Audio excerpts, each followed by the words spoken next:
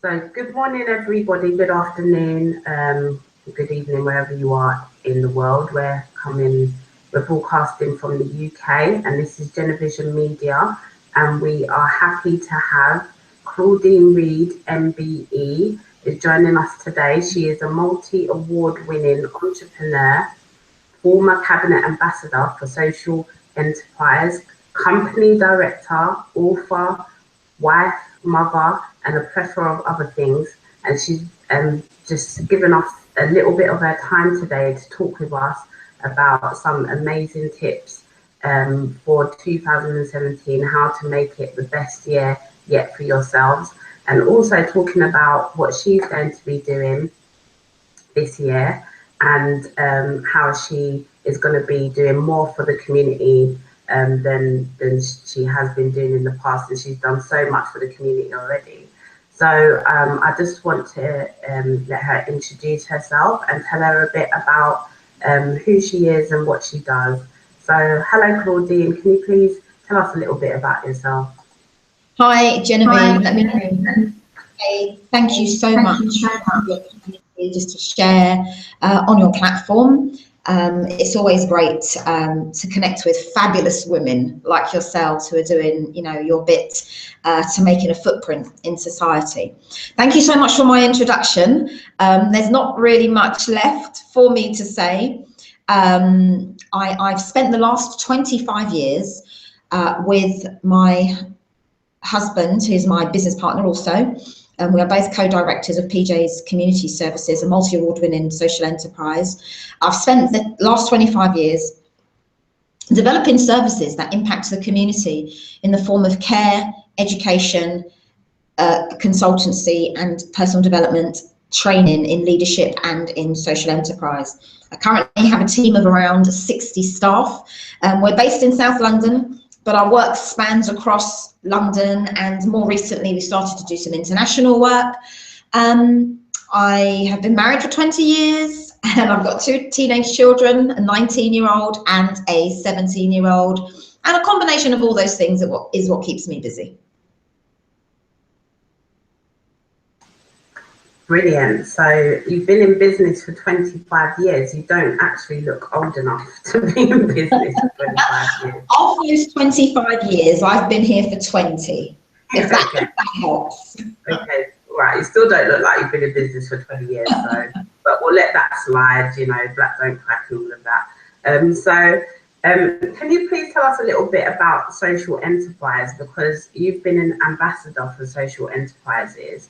And it seems to be like quite a unique business model that not many people really know about. So can you explain to us what social enterprise means in business, explain a little bit about the model and why you think it's the way forward for businesses? Okay, so you're right. For the last couple of years I was working, I'm a former cabinet office social enterprise ambassador, and the term social enterprise really speaks of a business model whereby businesses or social entrepreneurs generate income through trading, and the surplus, that's really what we're concerned about, is the surplus, how we use the surplus from the trading year.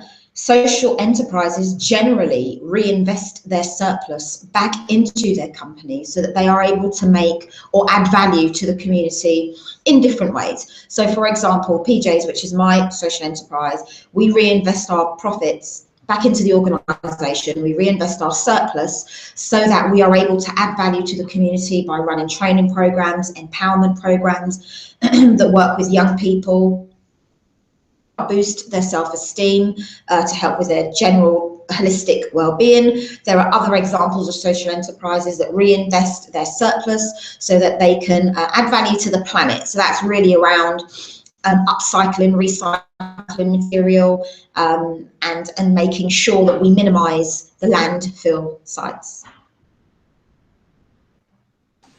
Brilliant. So would you say that all businesses could become social enterprises, or is there a particular type of business that would gravitate more towards becoming a social enterprise? That's a really great question. I think in terms of the businesses that are social enterprise, you really want to have a look at your values, your key ethos. Some businesses are charities, whereby they're not really trading. They are looking for funds in order to help them meet the objectives of the charity. There are some organisations that do charitable work, quote unquote. There are some organisations that are purely social enterprises, or CIC, that's a community interest company. And their main purpose, and this is the thing, it's really, what's the main purpose of the organisation? It's about maximising profit for the benefit of the community or the people or the planet, as opposed to maximising profit for the purpose or the benefit of the shareholders. So it's still about profit maximisation. We still need to have funds, because if we didn't have funds as a social enterprise, or if we didn't generate income, we wouldn't be able to make the impact that we make. So sometimes people say to me, oh, Claudine, does that mean you're not for profit? No, it doesn't mean that. We are for profit. It's our profit that allows us to impact the community in the way in which we do. We've chosen as directors to reinvest 100% of our profit in order to impact the community.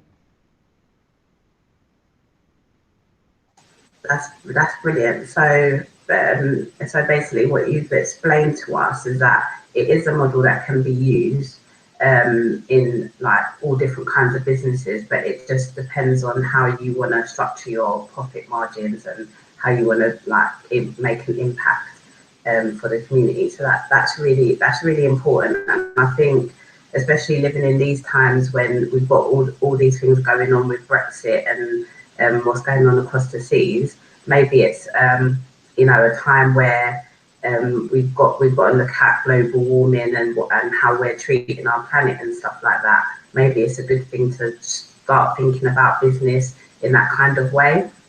Yeah, I mean, I think it's good to start thinking about business for all of the points that you've mentioned above, but also for your impact, for the footprint that you want to leave, for the time that you've been on earth, for example. I hear lots of people, my clients all the time, say to me, they want to make a difference, they want to do something significant, they want to help the community, or they want to help people who, sometimes they've come through a situation or a circumstance. What they want to do really is take their experience or take their learning to help somebody, which is all well and good, but that needs to be structured into something that's tangible, something that's, a legal type of, legal business format. And I think that social enterprise is one of the better legal structures that allows you to still generate an income and still impact the community in whichever way best, you're able to do that. Yeah, I think that's really important. And I have to say, I don't know if I've ever told this to you before, but when you mentored me through the Opening Doors program, one of the things I learned when I sat down and spoke with you in regards to profit margins and how much I would need to generate in my business to basically even live off before I can think about making a profit or even investing back into the community. When I sat down and did my figures, I realized, wow, I need, the amount that I need to be able to live off was even more than what, almost double what my business partners would need, just because of my circumstances. Right. So in a way, that was kind of the first, the initial process of me to be thinking about moving outside of London, because it would mean to me that I can now bring down my costs to a point where I can not only make the business more viable, because I would actually need less money to actually, be able to live off in the first place, but also then there would be more money that you could make in profits and more money that you could reinvest into business. So that's like a very important lesson that you taught me. And, it's amazing how the things from business can actually have such a big impact and application on a person's life, because it really is all about that. So just like to thank you for that, because I'm very happy where I am now. So yeah. I would also like to ask you about your ethics and values. And when I'm talking about ethics and values, I always, when I talk to people in business, I think there's this stereotype of, you know, these business mogul people that are, you know, a bit untoward, not very straightforward, and, you know, a bit shady. And I feel that the people that I've met in business are not like that at all. So could you share with us a bit of your ethics and values? And also, you know, do you feel that your faith and your belief system plays into any part with how you run your business and you know, just day-to-day life? Yeah, I mean, again, I think the values of an individual are very, very important, because that ultimately plays out in business. So for me, my values are centered around what I refer to as the 4 F's: fitness, faith, family, and finance. I'll say that again: fitness, faith, family, and finance. I think they are all as equally important as each other. I normally have them, in fact, I have them plastered, posted up in my office. I have it on my laptop. And I believe that they carry 4 equal weight. I don't know at this moment or at this stage in my life if I could say that one is more important than the other. They all feed into each other, and they all, I think my values are what make me who I am. When I talk about fitness, I'm talking about the fitness of my body, my soul, and my spirit. When I talk about fitness, and I say body, I mean physically. I need to be physically well in order to do the things that I want to do. In order to be physically well, it means my emotions need to be, you know, balanced. In order to be well, it also means my spirit needs to be balanced. So when I talk about fitness, that's body, soul, and spirit. Then when I talk about faith, I'm talking about my belief system. I'm a Christian. I believe in God. I believe I get my strength, my wisdom, everything that I need to help me through life. I believe, and I dedicate all of that back to God. So I believe that my value system, my belief system becomes very, very important.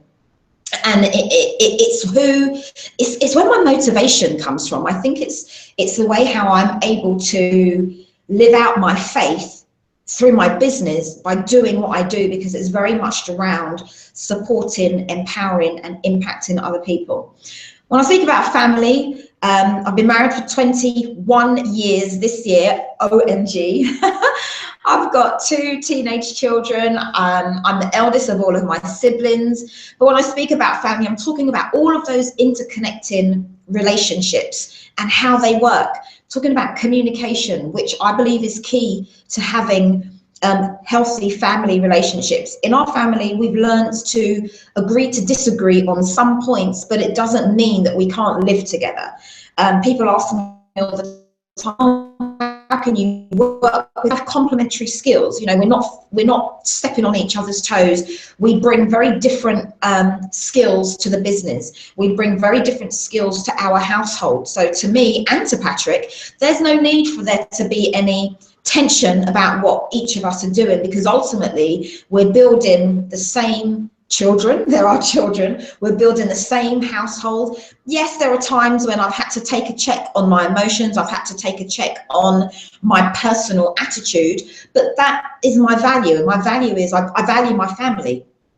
And so because I value them, sometimes I realize, actually, Claudine, you're the one that needs to have a look at, you know, an internal look at yourself. So when I talk about family, I'm talking about my relationships and my communication. And then lastly, when I talk about finance, I'm talking about business, wealth creation, entrepreneurship.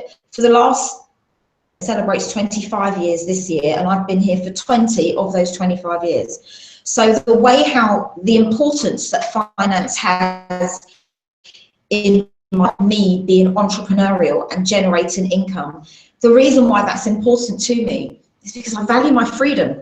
I mean, I don't have set work hours. I work, I mean, whatever time I like, because that's the way how I've structured the organization. That's the way how I've structured the business. So I'm not on a set schedule of Monday to Friday, 9 to 5. At the same time, I can work in any location now. For the last couple of years, we've been doing some international business. As long as I've got my laptop and Wi-Fi connection, I can run my business anywhere. Last year, we were working in Jamaica for 3 weeks. I mean, Jamaica, oh my gosh, to wake up, bring my laptop to the beach and sit there for an hour, send some emails. It was glorious. And every time I looked up, I could just see the sea. It was absolutely beautiful and fantastic. So my values are centered around the 4 F's: fitness, faith, family, and finance. And it served me well. It helps keep me in check. It helps me think about, when I say growth, what does growth mean to me in those respective areas? So I don't ever feel that I'm staying stagnant. I'm always on the drive, on the move to grow myself, to improve myself, because ultimately that growth and improvement impacts on my children and my family who are watching me, and it also impacts on my business. I think as I grow, my business grows. Oh, that's brilliant. That's brilliant. And I think everyone would, you know, being able to, you know, put those things into boxes, and they all do link into each other, especially the finance, because I think everyone would like to be on the beach working. So yeah, I would aim to do that one day, definitely. Do you, leading from, as you spoke about being a mother, do you think that it is more difficult for women to be in business than it is for men, or have you identified any struggles about being a woman in business? That's a great question. Is it more difficult? I think at different stages of life, things are either easier or harder. When my children were younger, it was very important for me to stay with them, to be home. But then at the same time, the tension between wanting to stay home with my children and then wanting to go out and have some adult conversation and wanting to go out and just talk about stuff that's going on in the world, and other than bottles and milk and nappies and nurseries and, you know, the latest nursery rhyme or the latest Disney Pixar movie, you know, I wanted to have some stimulating brain food. But what I realized, I could only do what I did if I had a good support network around me. And when I say good support network, generally I'm referring to my family, my in-laws, my sister-in-laws, my mum, my husband. They were all very, very supportive.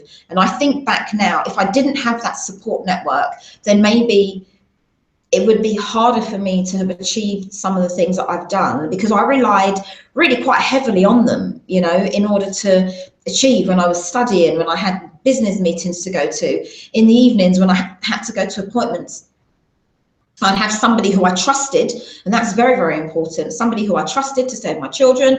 And on occasions where they were not available, my network, if they were not available, then I wouldn't go. I'd stay home. I'd make sure that I made sure my children were safe, but I wouldn't go. And so I think as they grew older, as my children grew older and started to go to school, it released a bit more pressure off of my time. So I was able to take on more responsibilities, explore more opportunities, and then leverage those things and turn them into success stepping stones. So I don't know if I'd say it was hard. I think it needs to be managed.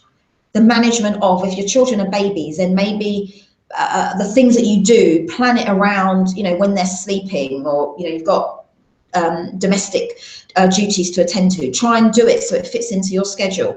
One of the things that I normally share with people, when my son was a baby and I wanted adult conversation, I'd read economics books to him in a baby voice. And that for me was the way how I could grow my brain, develop or increase my mental capacity. But I'd read these books to him in a baby voice.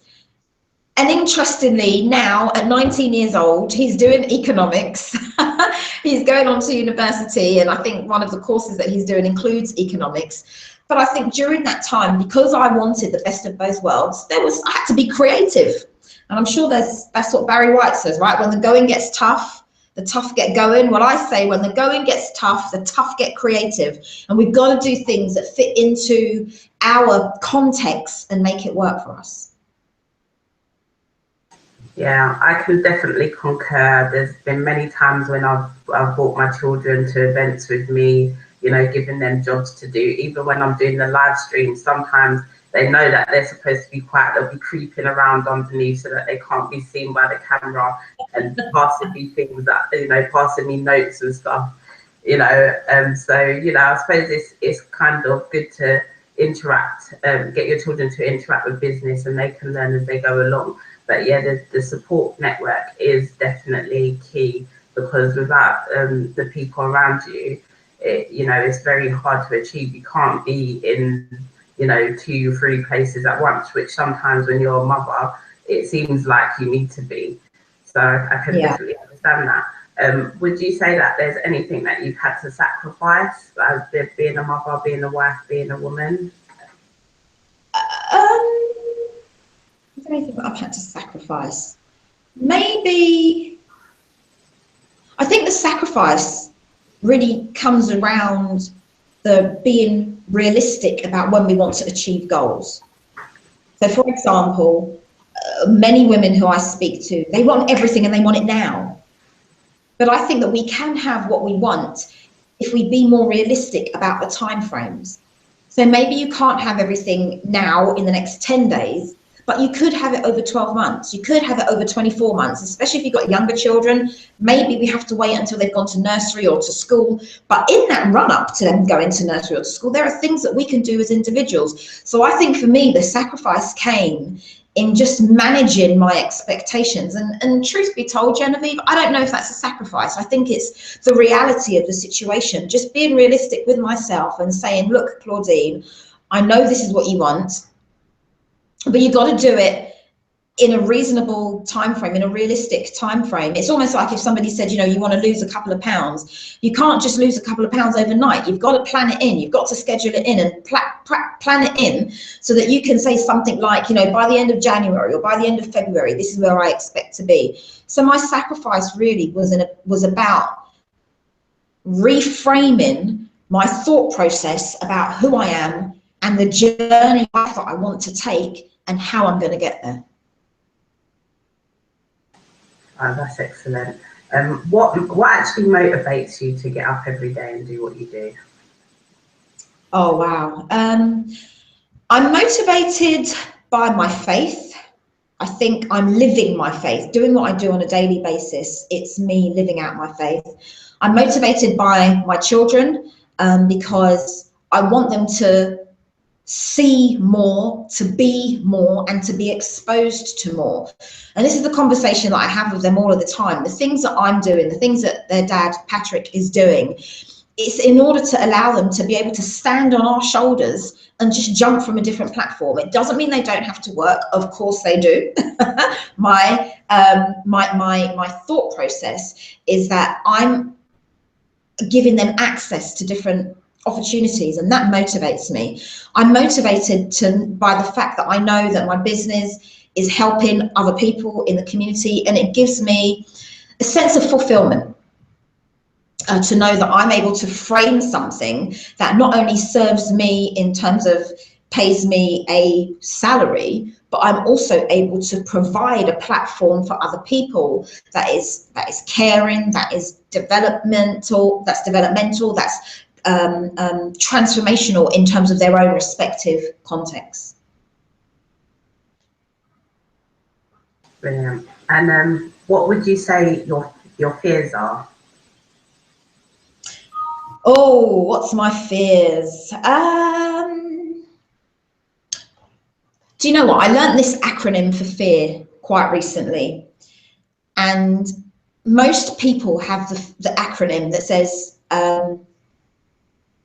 false evidence appearing real.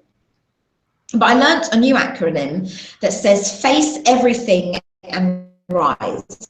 Face everything and rise. So in terms of my fears, I think when I was younger, my fear would have been of other people.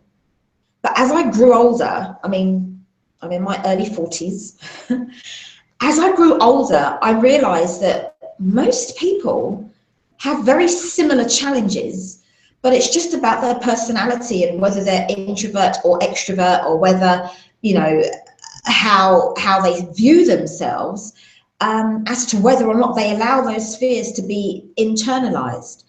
So my fear of other people, of making a mistake, of fear of embarrassment, as I've grown older, those fears have shrunk. I'm not so concerned about making mistakes anymore. I'm not so concerned about what people's opinions, especially if their opinions they're based on their own belief system as opposed to fact. Sometimes people will try and put their opinion on you and will be angry if you don't take on board their suggestion, when really their suggestion, they don't even have any empirical evidence to support their claims of what you should be doing with your life. And so I find myself in those scenarios, and what I had to do was learn to not be offended by their opinions, because I realized that, you know, sometimes people are trying to live their lives vicariously through you by telling you what you should do, but yet they won't do it themselves. So I think I've overcome that, Genevieve. Right now, I'm racking my brain trying to think, what do I fear? But I'm saying this now to you in my early 40s because I've learned to overcome the fear of people, the fear of failure, the fear of embarrassment. If you had asked me this question 10 years ago, 15 years ago, I would have had a long list. But right now, at this stage in my life, I'm comfortable with it. If I make a mistake, I'm comfortable with acknowledging the mistake that I've made. The biggest thing for me would be to ask myself, what did I learn from this, to ensure I minimize the reoccurrence of the same mistake.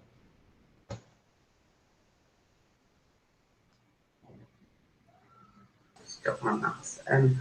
Well, that is really amazing as well, because I suppose with everything that you've learned in life, you've come to that point where you've learned to say, as you said, face everything and rise, rather than you know, telling yourself stories. Because I think that we do get into this state where we tell ourselves stories of how this is going to go and how that's going to go, and talk ourselves out of all the bad things that are going to happen, rather than just going through it. Because sometimes what we don't actually realize is when we're actually going through a difficult time, we're not really actually focused on how difficult it is. We're just focused on getting through it.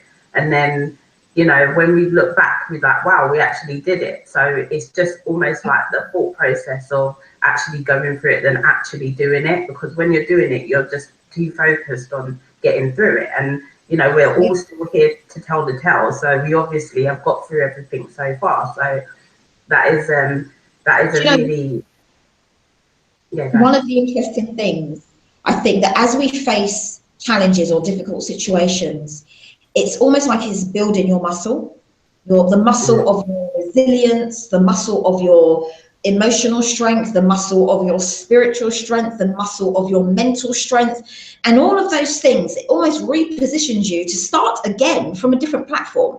So really, if we were to measure the things that we've had to overcome in life, or the different challenges that we've had to deal with, if we've overcome once, when that challenge reoccurs, something psychologically should tell us, actually, if I point back to my last victory or my last success and use that as a stepping stone to launch me to this challenge that potentially looks like it's too big for me, I can actually do this. And that's the conversation that I've learned to have with myself. I can do this. Definitely. I think I'm going to use that as a mantra for myself every day. I can do this. Can you share with our listeners any tips for 2017? We're trying at Genevision Media to empower people to make 2017 the best year that they've ever had. So in terms of, you know, just organizing, planning, going out and doing things, what kind of tips can you give to people to advise how they can go about if they want to actually start living their dreams and stop thinking about it, but actually going to do it? Okay, I was just writing a few notes as you were saying that. One of my favorite authors His name is John Maxwell. He writes really mainly around leadership, ethics, attitude, and personal development. He says, dream loud, dream big, and dream in color. So my first advice would be literally that: dream loud, make your dreams so big that that's what gets you up in the morning. When I say dream, I'm talking about your vision. Ask yourself, we've got, 12 months ahead of us, 365 days minus 20, 20th of January 2017. We've got this time frame, December 2017. What conversation do you want to be having with yourself?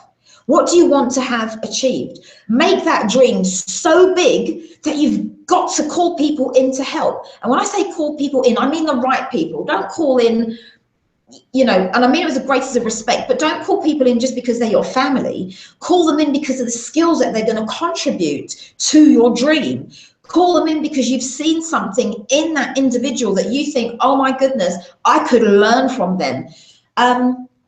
So dream loud, dream big, dream in color. I'd also say position yourself for growth opportunities. And when I say growth opportunities, I think it's Einstein that said, the significant level of challenges that we face on this level of life cannot be solved at the same level of thinking. That means we have to take our thinking up a level. If we've worked ourselves into a problem here, you've got to think differently to get yourself out of the problem. 2 years ago, I set myself a challenge of reading 52 books, and I'm pleased to say that on the 31st of December last year, I met my challenge. I read 52 books. What that did for my brain, oh my goodness. If your brain grew, I'd probably need a couple more bags to put it in. But what I noticed about myself was my vocabulary began to change. The conversations that I was having began to change. The type of people that I was meeting and the opportunities that I was able to leverage just because of those conversations that I was having. But it came because I read 52 books about different stuff, about personal development, about leadership, about macroeconomics, about architecture. I don't want to be an architect, but I am a builder of people. So what I was reading was the same framework and structure that architects use to build buildings. I wanted to understand how that context or how those scenarios could be used for building people. Dream loud, dream big, dream in color, and position yourself for growth opportunities. And that also means you've got to get out of your comfort zone. When you get out of your comfort zone, it's a little bit scary. You think to yourself, oh my gosh, I've never done this before. What if they laugh at me? What if I make a mistake? What if I say the wrong thing? Then it's part of the learning process. Learn it, because when you go back to do it again, hopefully you won't make those same mistakes. Yeah, I hear you on everything that you said. Even with the platform of Genevision Media, as you can see, the logo is an eye with the globe in the eye. The world is in the eye. And I needed to kind of create my vision and make it bigger than that. That is the whole point of what it means. It's bigger than myself, and it's bigger than anything that I could actually achieve necessarily by myself. And that is the process that even I'm taking, and that's why I want the viewers to come on that journey with me, because why can't we all have successes in whatever we decide to do? So it's very important, all the key things that you said, even just picking up books and reading and gaining more information, because how are you gonna do something different when you haven't accessed any more information than you have as it is already? And Absolutely. As they say, if you're not growing, then you're dying. So if you're not learning something new, you're not developing at all. So you're literally going backwards. So I think all the things that you said is like very important, and I hope that people really take that on board, and we can start doing different things other than what we are doing and getting the same results, and not being happy and going to jobs that we're not happy in doing, and all the other things that people usually complain about. So that is very important. I also would like to ask you, what are your plans for 2017? What have you got in store? We've seen that you've done things in the UK, you've gone international, Spain, Holland, Jamaica. So what other things are you going to be doing this year? Right, so this year, I've set myself with a keyword, and my keyword is intentional access. So everything for me is about being intentional, it's about living in purpose, and it's about accessing new levels of business. So one of my plans for 2017 is about growing my business by 25%. Another one of my plans for 2017, linked to my business, we're running a 1-year mentoring program, and it's really a culmination of 25 years worth of business experience culminated into motivational, impacting sessions. We're also going to Ghana to work with community groups out there to help develop some entrepreneurial and leadership development. And then on a family level, my children will be going off to university, so just making sure that that runs as smoothly as possible. So my goals there are still back to my fitness, faith, family and finance. They're all encapsulated around there. So finance, business goals, my family in terms of making sure my children are set for university. That's really around helping them manage their discipline, their time, so they can get the grades that they need to go to university that they want. On a faith level, it will always be about managing and growing and deepening my relationship with God. And then of course fitness, making sure I remain balanced. But the key big things are Ghana, the Excel 25 mentoring program, and the growth of my business. Brilliant. You've got to tell us more about your mentoring program. You can't just skip past that and not tell us what that's about. That is 25 years of business experience and mentoring for 1 year. You need to give us more information. Well, over the last 25 years, I have learned some fabulous lessons, both Patrick and I. So I've been in the business for 20 years, Patrick 25. We've learned some fabulous lessons. The good, the bad, and the ugly, as they say. So what we've done is encapsulated some of those lessons into 10 2-hour sessions on the last Wednesday of every month. And we've called it Excel 25 because everything that we're doing this year is around the number 25 because we're celebrating 25 years of business. So really what we're doing is taking some key things, taking our key learning and using that to help other entrepreneurs to frame and position themselves for success. So if anyone wants any further information, they can email me, they can connect with me on social media to find out more information. It is a live training session. I haven't released a digital version just yet because this is the 25th year. Maybe on the 26th year, we'll release a digital version. Okay, so what is the prerequisite to being able to join your program? Would you like people to kind of be, what stage do they have to be? They don't know what they want to do, or they're ready to go, or, you know, somewhere in between? Initially, it started out as entrepreneurs who were running their business for 2 years or more, but we've extended that a bit more for those entrepreneurs who perhaps do not have as much experience, but as long as they're prepared to put in the work, then we're happy. It's open to anyone. If they have an idea, they want to start their business, then they can come along and be part of the program. Okay, what I'm gonna do is I'm gonna share my screen, if you can see that, in a minute. And I'm going to, where is it? This, if you can see, can you see that? Yeah, Excel 25, yes. Yeah, so that's the flyer. Oh, I didn't do that. Those are my pictures. Sorry. I've gone. That's on holiday with my husband in Florida and my children. They were somewhere around. Those are my books that I've read over the last 25 years. That's my conference. Where I am. I've gone somewhere else with this. My Fitbit goals. I'm gonna go back to my Facebook. Hold on 1 second. There we go. No.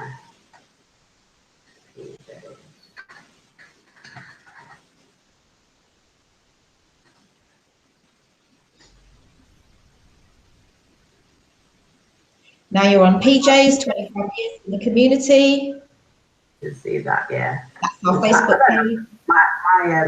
My computer's gone a bit whack. It needs I've got this new Microsoft Windows 10 and it's just gone a bit whack. So yeah, You've got Excel 25. There you go. So if you're interested in contacting Claudine or Patrick Reid, who will be running this mentoring program,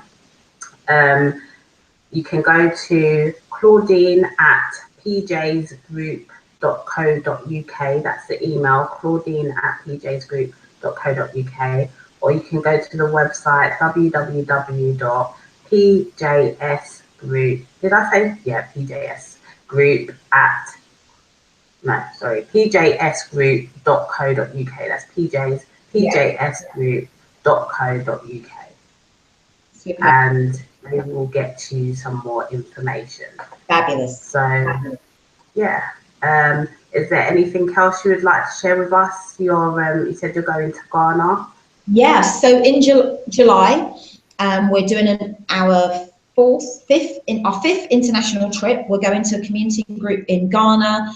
We'll be there for a couple of days, and really what's going to be happening there is about social enterprise leadership, personal development training. It's all about taking the lessons that we've learned from running the business in the UK and repackaging that on an international level to have the same level of impact in different community groups. So if anybody's interested, if they want to join us, they can do so.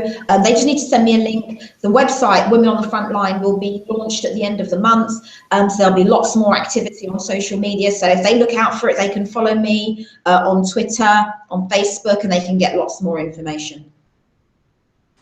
Just a quick question: you see, when you go to different countries, you seem to be very key and on point with the countries that you go to.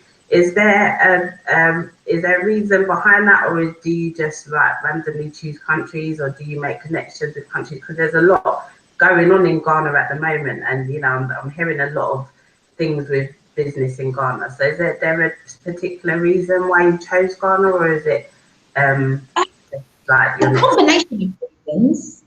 And that combination really is about the contacts that I have there already, and the impacts that I think that I'll be able to make. So I also used to be a government advisor, and they have the British government, the British Council, currently have an interest in Ghana and social enterprise. So I am trying to be very strategic about the countries that I go to and where I can best leverage opportunities. So for as much as I'm speaking about social enterprise, I need to be very strategic about those connections that I make in order to have make the impact and have the level of influence that I'd like to have.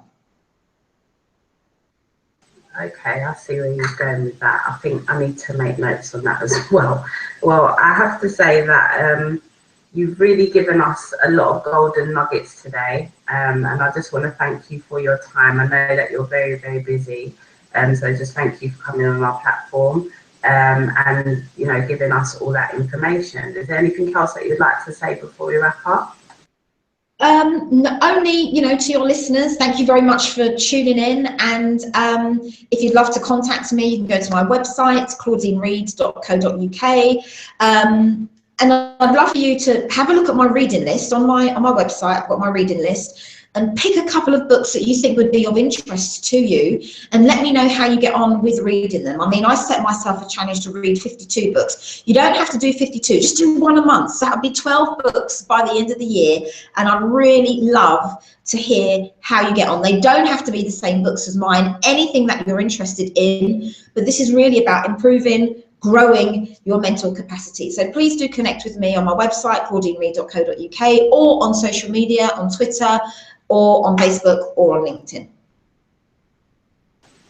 Brilliant, thank you. And I'm definitely, well, I started taking the challenge of trying to read at least one book a month, and I definitely can say that you know, it helps in just, even if it's not necessarily a book about business or self-help book necessarily, it just engaging with somebody else's you know, imagination, or just the way that people write and stuff can just help you so much. It takes you out of, you know, all this digital age of technology and, you know, watching TV and stuff like that. We kind of need to go back to, you know, growing our brain in that capacity. So I think that's really important. So I'll definitely touch base with you on a few of the books that you've got on your website. Good. Right, then, well, thank you very much. And I'd like to thank you very much. Thank you. Thank everyone for watching, and whoever's going to be watching in the future. This has been Genevision Media. Please remember to subscribe to the YouTube page. And if you do subscribe, please click the bell button beside the subscription. That will tell you when we are going live. But obviously, we will upload the videos after our live stream anyway, so you'll be able to catch it then. I'll just see if there's been any questions. Let's see. There hasn't been any questions. Okay then, so I'm going to end the live stream now, and I'd like everyone to have a nice day. Thank you very much for joining us. Goodbye.